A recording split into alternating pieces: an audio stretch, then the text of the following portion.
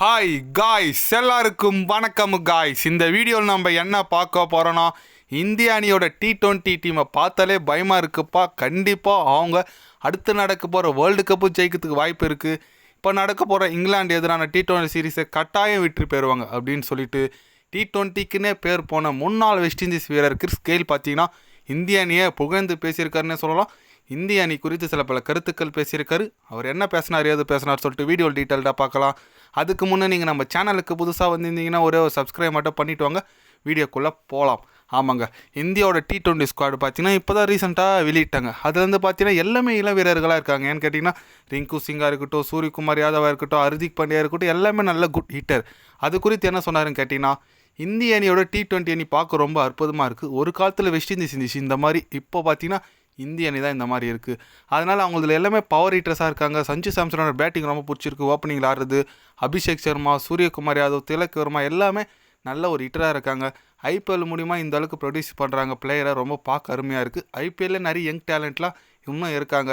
கண்டிப்பாக இந்திய அணியோட ஃப்யூச்சர் ரொம்ப அற்புதமாக இருக்குது. ஒரு காலத்தில் வெஸ்ட் இண்டீஸ் இந்த போல் இந்திய அணி மாறத்துக்கு நிறைய வாய்ப்புகள் இருக்குது அப்படின்னு சொல்லிட்டு நம்ம கிறிஸ் கெயில் யூனிவர்சல் பாஸ் ஓப்பனாகவே பேசியிருக்காரு.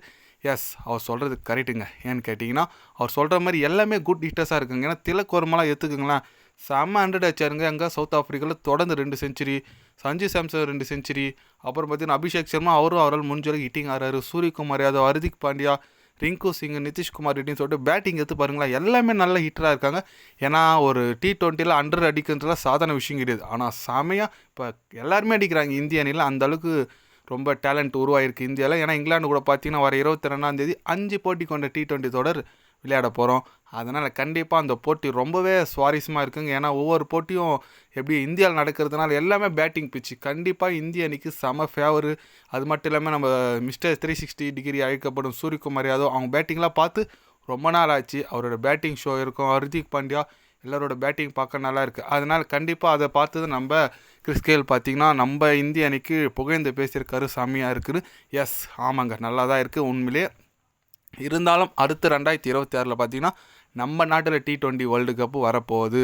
இதுக்கு முன்னே நம்ம அடிச்சிட்டோம் T20 வேர்ல்டு கப்பு வெஸ்ட் இண்டீஸில் நடந்துச்சு. ஓகே, அடுத்து நம்ம கோப்பையை ரீட்டர்ன் பண்ணோன்னா நம்ம நாட்டில் நடக்கும்போது கண்டிப்பாக நல்ல ஒரு டீம் செட் பண்ணுங்கள். ஏன்னா சூரியகுமார் அவரோட கேப்டன்ஷிப் ரொம்ப அற்புதமாக இருக்குது. கண்டிப்பாக அவரோட அப்படியே கண்டினியூ பண்ணி 2026 நம்ம நாட்டில் நடக்க போகிற வேர்ல்டு கப்பை அடிக்கணும். அதுதான் இருக்கிற ஒரே ஆசை.